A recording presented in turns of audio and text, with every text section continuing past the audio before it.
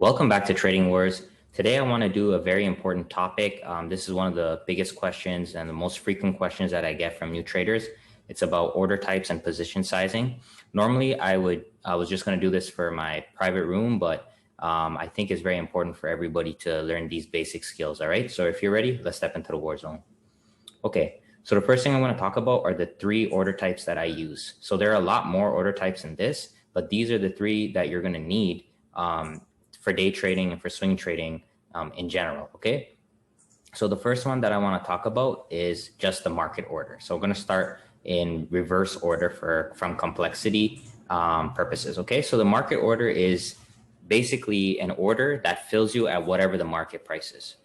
Market order is the least type of order that I use because I want to get in at a specific price that I determine.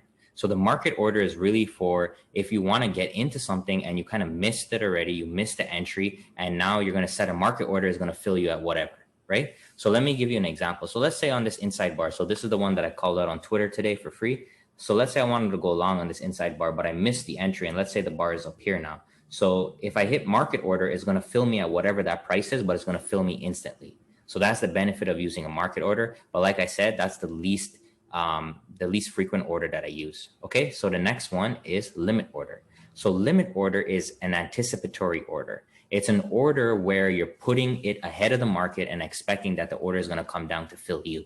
So the most common that I use limit orders for are for when I want to get involved in Fibonacci. So for example, let's say I'm taking the Fibonacci from this low to the high, and I want to get in right here on the 50. So what I'll do here is I'll put a limit order a little bit above the 50 like this. So as the market is pulling back, my order is sitting there and waiting. Okay. So my order is sitting and waiting. That's what a limit order does. It says buy at this price. So if the stock comes down here, then fill me. So the only downside is if it doesn't come to my order and it goes without me, I'm going to miss the order. But I like using limit orders on fibs because I have predetermined levels that I want to use based on the different Fibonacci's. All right. And then the next one, which I use a lot, and I use a lot of my swing trading and my day trading, is stop limit. Stop limit is the most important order for me and for the people that trade with me in my private room and my day trading students. Because what we do, especially with our inside bar style of trading, is let's say we're taking this inside bar long. We only want to get filled if the price breaks through this high. Okay. If the price is here and then it just falls down, then I don't want to get filled. I want to get filled on momentum. Stop limit orders help you get filled on the way up or on the way down, right? So it is a stop limit means the stop is the price that your order becomes live, and the limit order is the maximum price you're willing to pay. Okay, so let's say here, let's zoom in on this candle here. So let's take this inside bar here. So let's say I want to get in on this inside bar, right? But I only want to get involved when it breaks the high. Okay, so what's the high of this candle? 383.73. So let me just put that in here. So entry 383.73. So I want to get in only if this next bar breaks 383.73. So the order that I have to put in is a buy stop limit.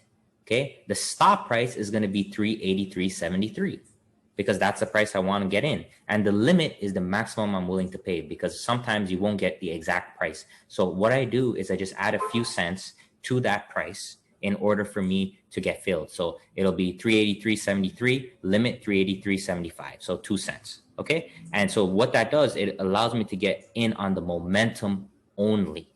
Okay, guys, that's what we want to get in when the momentum for my style of trading with the inside bars, because if price goes the other way, I don't want to get filled. Okay. So those are the three order types: stop limit, limit, and market. Now, in terms of position sizing, so a lot of people have been asking me about this. In everything, in the day trading, swing trading, in the rooms, one-on-one, just regular followers. This is the most important part of trading. Do not sleep on your position sizing. Trading is a mathematical game. Okay, so it comes down to you protecting your capital. And the only way you can protect your capital is by risking the appropriate amount. So never risk more than 1 to 2% of your capital. If you do that consistently, you only risk 1 to 2%, you will never blow up your account. Let me repeat that. If you only risk 1 to 2%, you will not blow up your account. If you risk all your money on one trade and it doesn't work, you don't have an account to trade. So we must manage the risk. So how do we manage risk? So we're gonna use this position calculator. This is what I love TradingView for.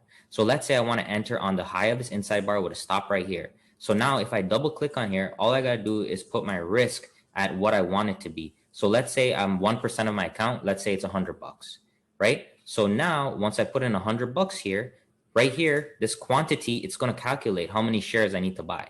So I need to buy 200 shares. So what it means is if price turns around and stops me out, I'm only going to lose $100. But if price comes here and hits 1-to-1, that's going to make me $100. Or if it's 2-to-1, 200, 3-to-1, 300. Okay. So every single trade must be treated equally because we're playing a mathematical game. You don't know what your winners are going to be or your losers, but you need to control the risk. So never risk more than 1 to 2% of your account per trade. Okay. And that's how you stay safe. The other way to do it is just use simple math. So let's say you're risking $1 per share. You have a $100 risk unit. That's 1%. Then you're only going to buy how many shares? 100 shares. Okay. So keep it very, very simple. All right. So this is the fundamentals of trading. This is more important than anything else. You need to know your position sizing. You need to know how to actually execute your orders. I hope that you guys learned a lot from this, and no one else is putting out stuff like I do. So please comment, like, and subscribe. Follow me on Twitter for free updates, for free calls every single day. Have a great day.